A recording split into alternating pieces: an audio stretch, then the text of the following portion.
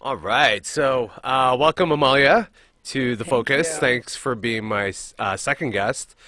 Um, I guess I wanted to touch upon what you're doing right now. So, before we get into how you started, how tell us a little bit about Nights into Mornings. Well, right now, my main focus is my brand, Nights into Mornings. It's a lifestyle brand that I launched literally 5 years at this point. I can't believe how long I've been doing it. And I've been focused on that, and we've been doing a lot of pop-ups throughout the city over the summer, throughout Electric Island, the Sunnyside parties, a lot of different little clubs and pop-ups, and selling online. And I'm still DJing. Next Thursday, I'm playing a party for the Dragon's Den viewing party. Oh, wow. Yeah, it's gonna Yeah. be fun. Geez, I forgot the address, but it's in Liberty Village, Uh-huh. and it's going to be the viewing party. Then Tiki Tai and I are playing afterwards, so that should be a lot of fun. Nice. So, what is Nights into Mornings? If like a lifestyle. Yeah, I jumped into like the gig happening next Yeah. week, but Nights into Mornings is a lifestyle brand that's geared to the electronic music industry and crowd. Definitely anyone can wear it, and many people resonate with the brand. And what happens a lot of time, people ask me, well, what's Nights into Mornings about? And if the person really doesn't understand what it's about, I always say to them, have you ever had a night where you've been up all night, dancing all night, partying all night, making love all night, arguing all night, or being creative all night? Right. When the nightfall touches the daylight and the sunrise comes, it could be quite magical depending on the situation you're in. So, people that party and the electronic music industry definitely have seen quite a few sunrises. I've seen some magical sunrises around the world Yeah. because of my Nights into Mornings party lifestyle, so to speak. So I back in 2015, we went to BPM, and it was a Sunday, and what's that big club called again? Blue Parrot? Blue Parrot, yes. Yes, So that's fun. I we were outside, and Nicole Madaber walks down, with her frizzy hair, and She's awesome. she's awesome, yeah. And then I'm like, wow, it's Nicole Madaber. That's so cool.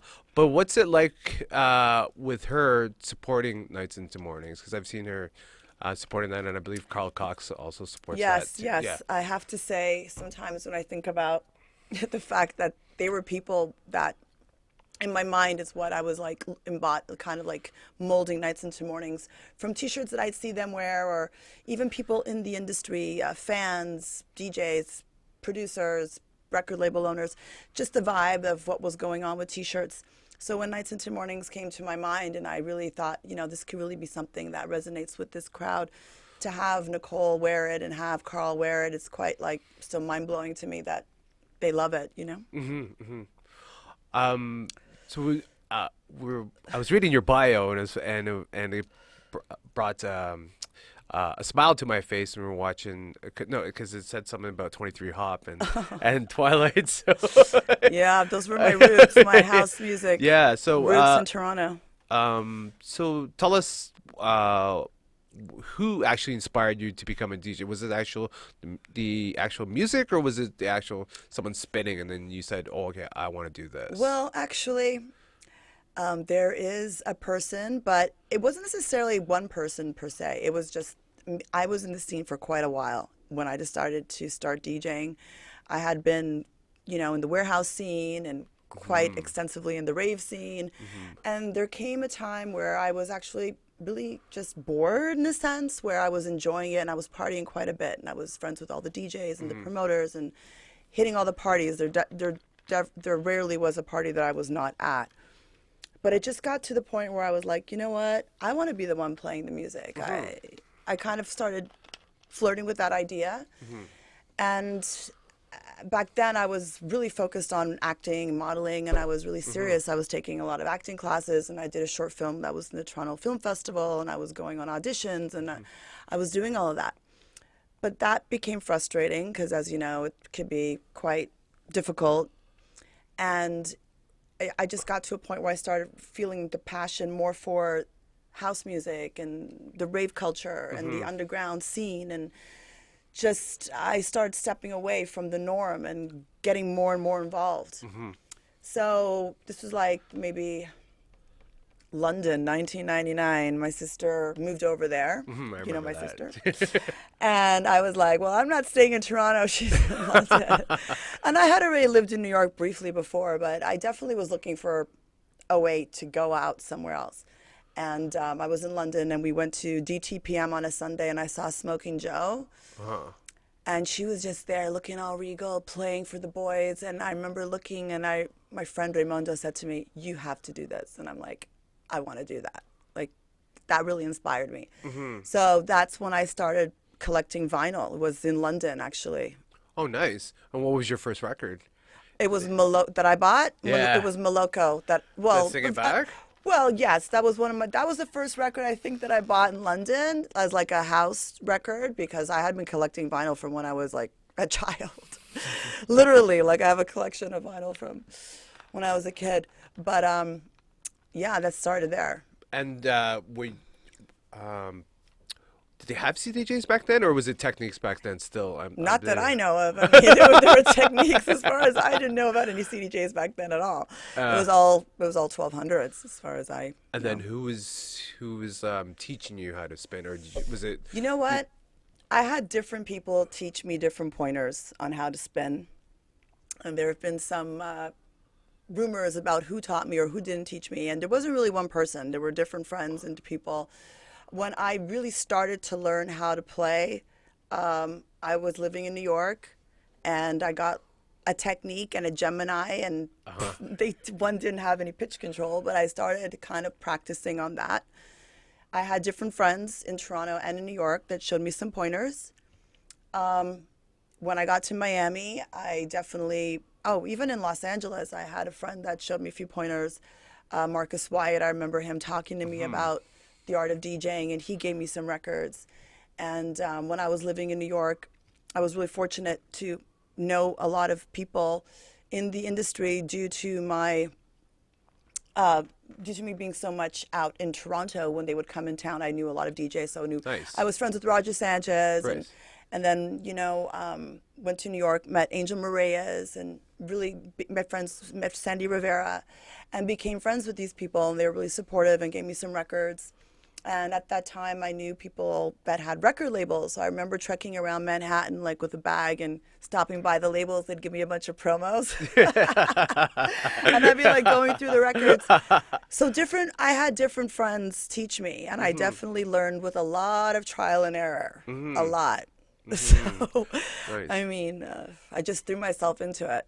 Was there a point in time where you actually, because a lot of people, like, not a lot of people, I guess some DJs would probably say, "Oh, I'm not ready yet. When was the actual time when you thought, "Oh, I'm ready for this"? I don't know if I ever thought I was really ready when I started playing out. Like, I think there was a time at the beginning where I was getting paid to like practice, literally. Nice. But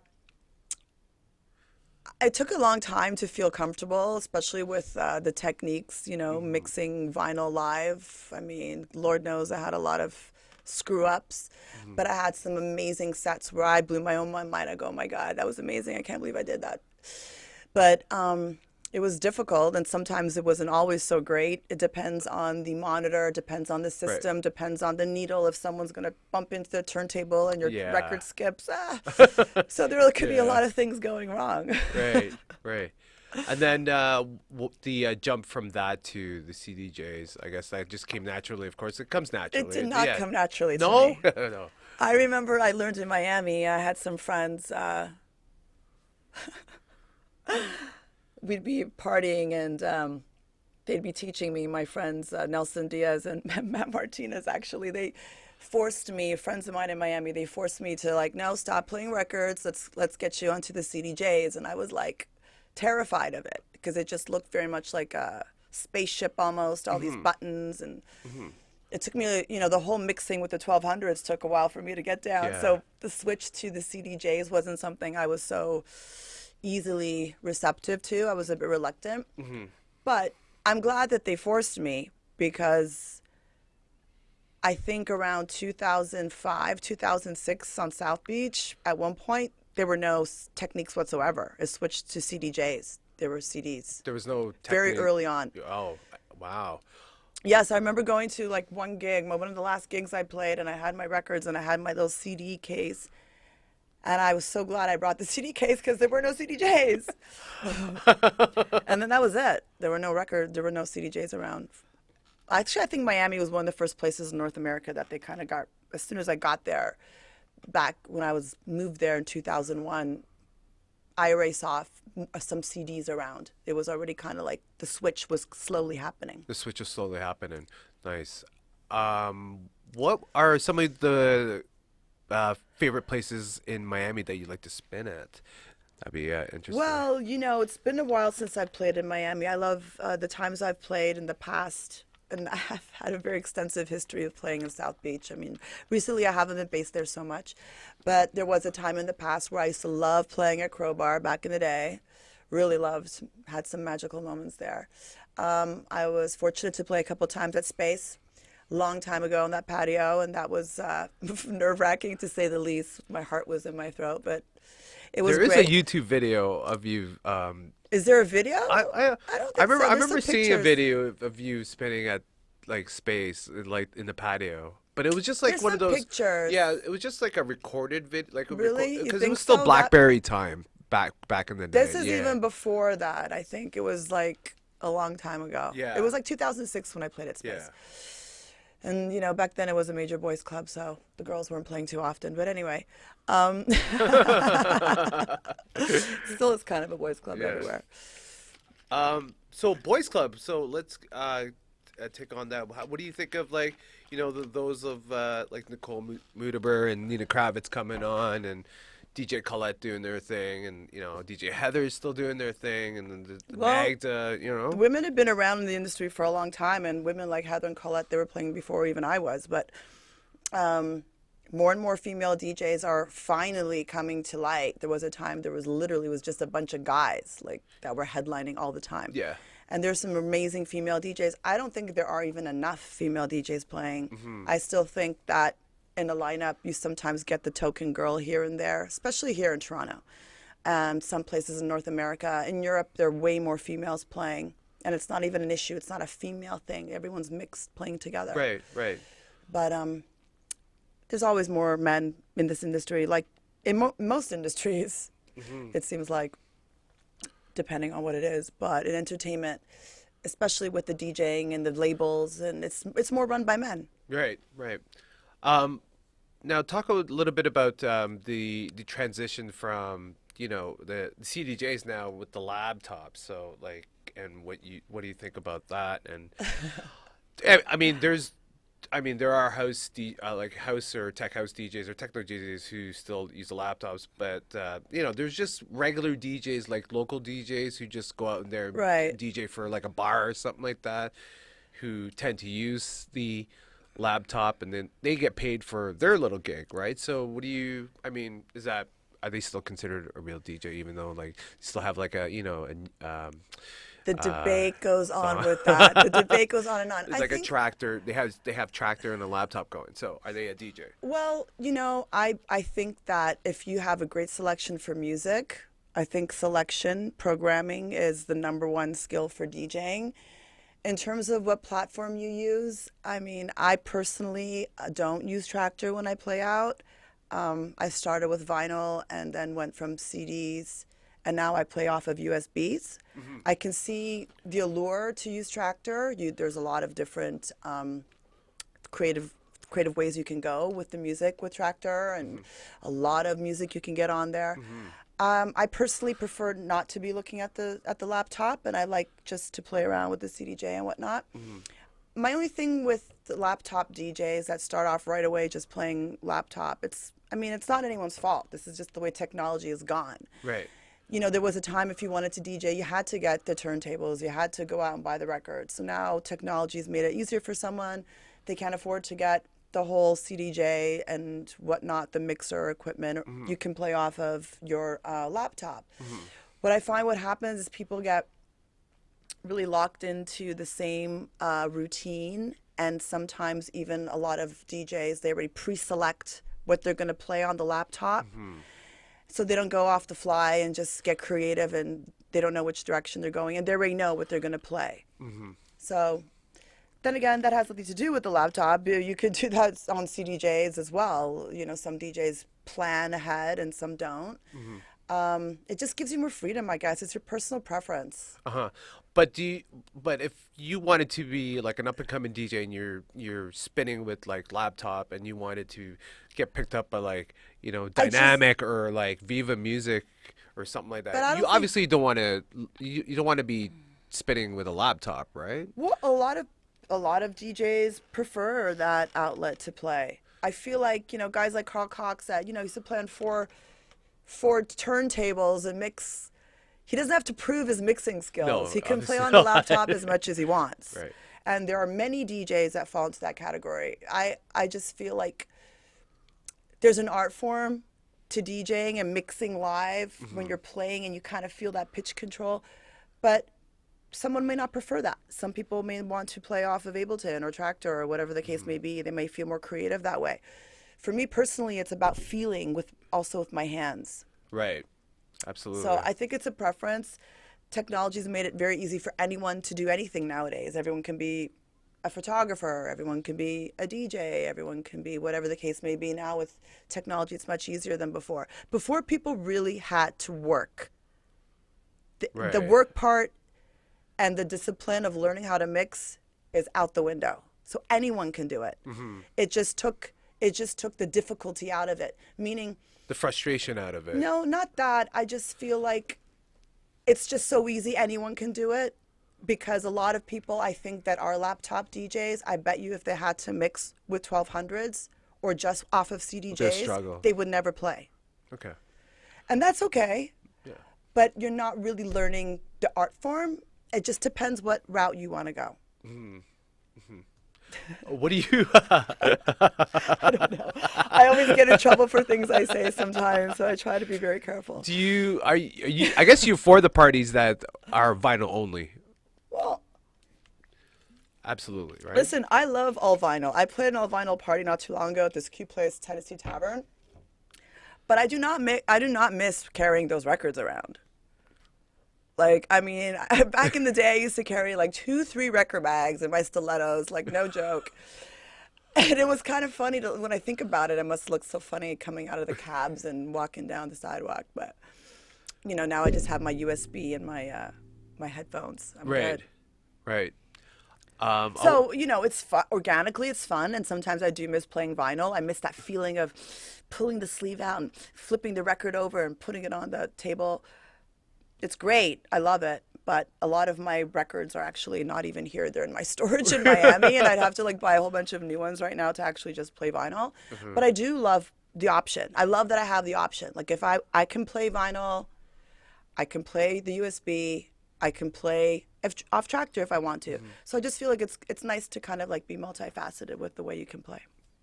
And do you like the current way of selecting your music, like through like Beatport or like It took track me source? a long time to get used to the digital format of buying music. Like back to when, again, I'll go back to Miami in the 2000s, 2004, 2005, my friends would give me CDs of tracks that they would download from Beatport.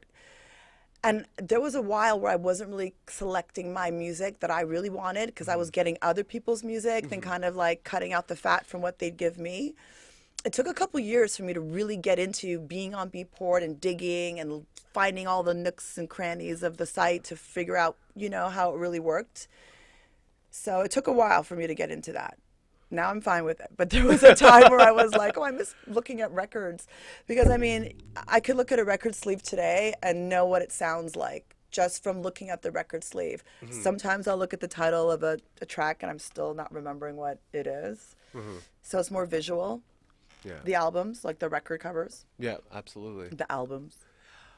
So yeah, when I always remember going to industry back in the day, and with the people I've always gone with to industry on a Saturday night to watch like Derek Carter or like Honey Dijon. And till this day, a lot of people say, you know, my friends just say there's nothing can top that, like that club. Why do you think that is? Or do you mean like in Toronto? In Toronto, yeah.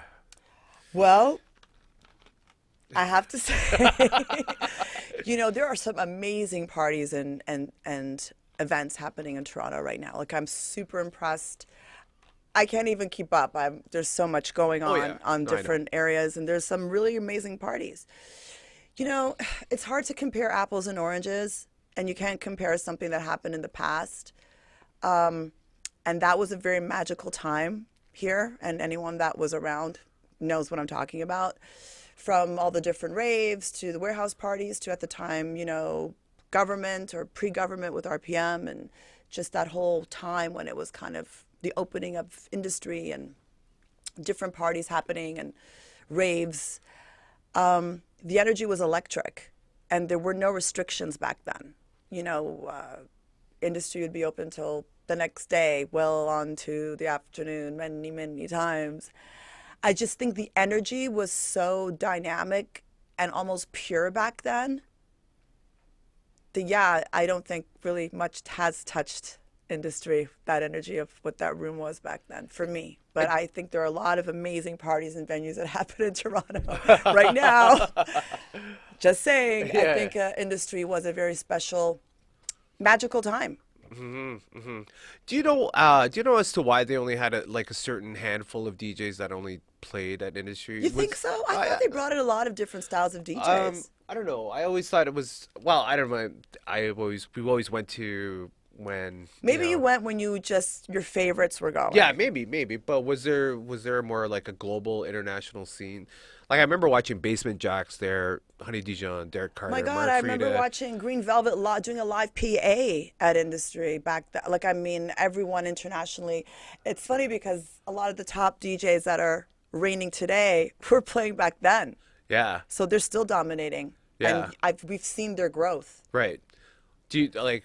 I kind of see that it was always like the Chicago scene, the Chicago style house. There was, I Yeah, mean, there was a huge influence of Chicago style DJs, but then, you would have like Carl Cox fly in, or like you said, Basement Jacks, a lot of New York guys, everyone from Roger Sanchez to, obviously Danny Tenaglia. I mean, Yeah, Danny Tenaglia ruled this town at one yeah, point, yeah. and he was definitely, I think, for me, Still probably the does. highlight of industry. So, is there somebody that you still today, or like when you see that person, you're like, I can't believe I'm spitting with this person, or you can't believe that like I'm spitting alongside of this person. Is there somebody that whether they're famous or not?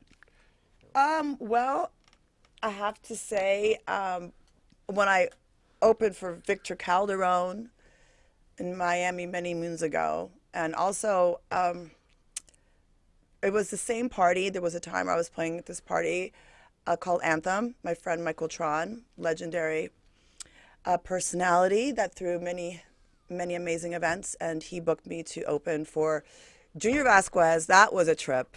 Like, wow, that was amazing. And Peter Rawhofer, I opened for him several times. So those three guys, I have to say, Victor Calderone, Peter Rawhofer, and Junior, were really like, wow, that was humbling. Yeah.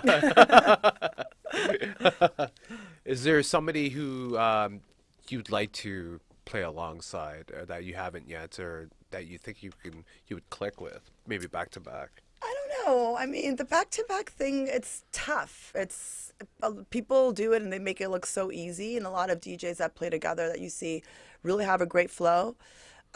Sometimes I feel like it could be a little gimmicky, the back-to-back thing. Other times it works really well. I don't know. I never really thought of, oh, I'm dying to play with someone back to back. There's so Yeah. many amazing DJs and people, and Nicole Mudaber definitely would be a person I would love to play with, actually. Yeah. Um, so talk about you've done a lot of causes, DJing for causes, but talk a little bit about that, or do you have others coming up in the future?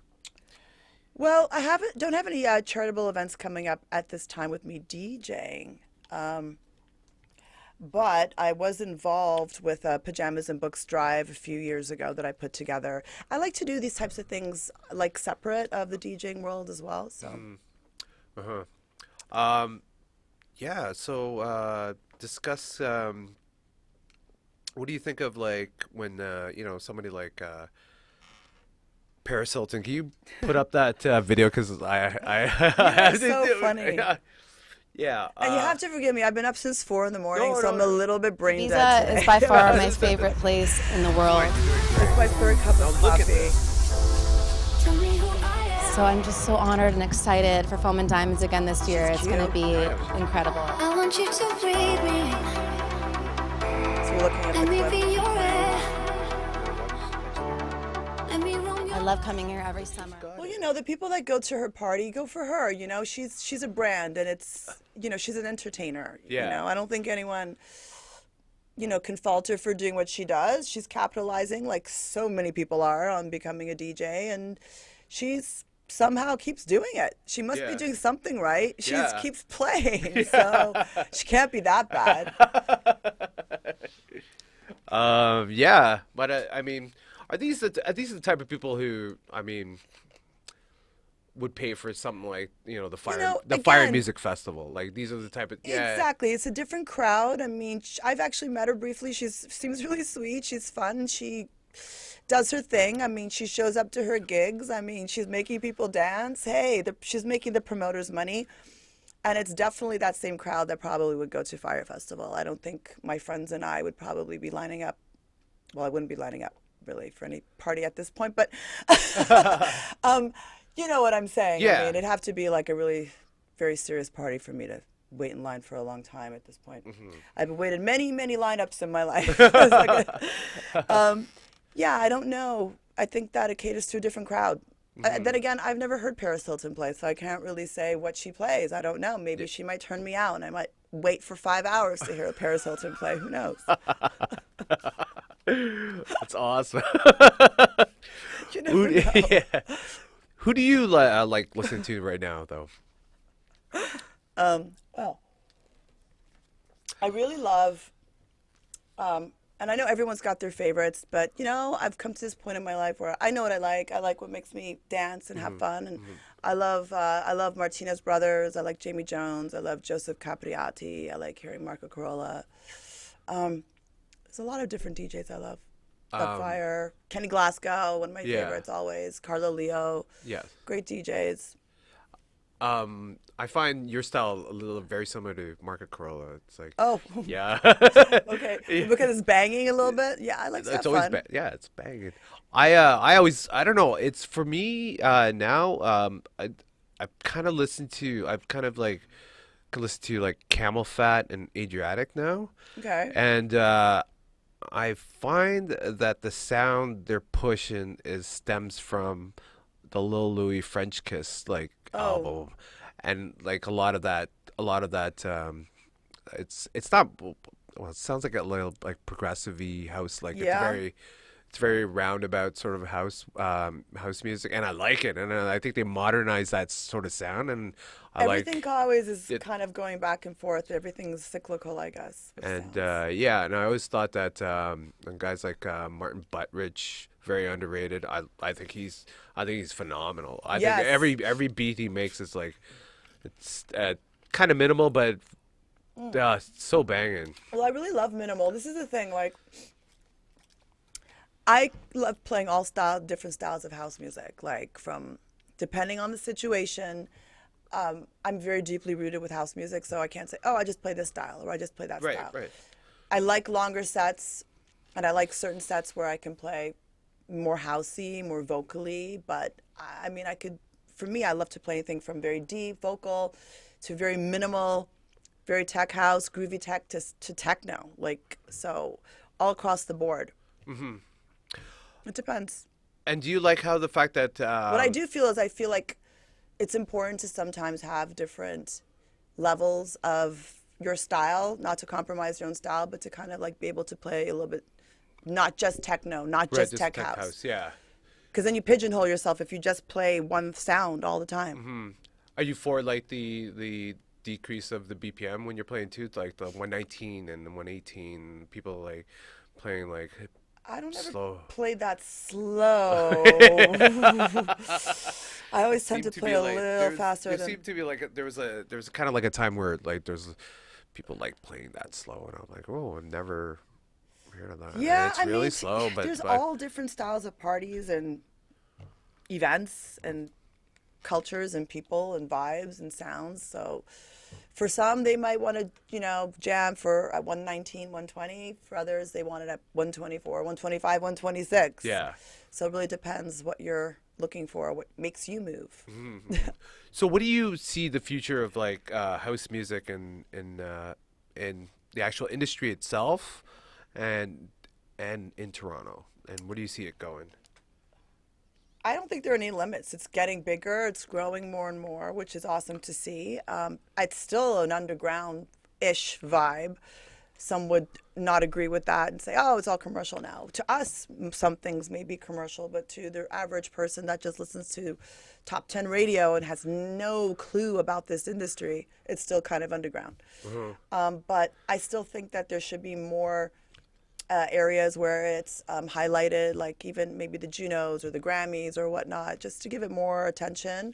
I think a lot of producers work really, really hard and don't get the recognition that they deserve in the music industry, and even just getting paid and whatnot, things could get kind of like complicated. And why hasn't there been a push for that for like in the Junos? And I think they are pushing for that, actually. A friend of mine, my friend Sydney Blue, she's been on that committee to push that. So she actually contacted me about it. And I know that there is something going on to that effect. So hopefully maybe they'll include it more in the future. And how about here in Toronto? Do you think they'll provide better clubs and spaces, or? I think there's some great clubs and spaces here. I just think that they're not enough. And Toronto's kind of a small city, so, and even though there are thousands of people in the scene, it's still a relatively small scene per se. I think there are enough people to fill the clubs. I just think that people always want something new. But in every city that you live in, and I've spent a lot of time in different cities in the world, after a while things become repetitive and all clubs are like, oh, Right. It's boring, or we want a different venue. It's rare that you have a venue like Space in Miami that I've been going to since Lord knows when, a really long time, that I never get sick of. So Right. it just depends on the venue, depends where it is, depends the energy.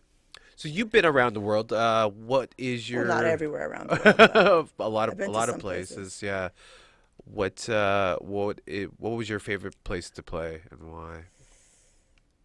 It's so hard. I love playing here in Toronto. I really do. Like, I've had some amazing sets here. I love playing in Miami. The times I've played in Miami in the past, I've had a great time. Played in Barcelona with a friend of mine, Angel Marias, and that was super fun. And it depends on the vibe. There isn't one particular place that I love the most, but I have to say I really do love the energy here in Toronto lately. When I've had some amazing sets here. Nice.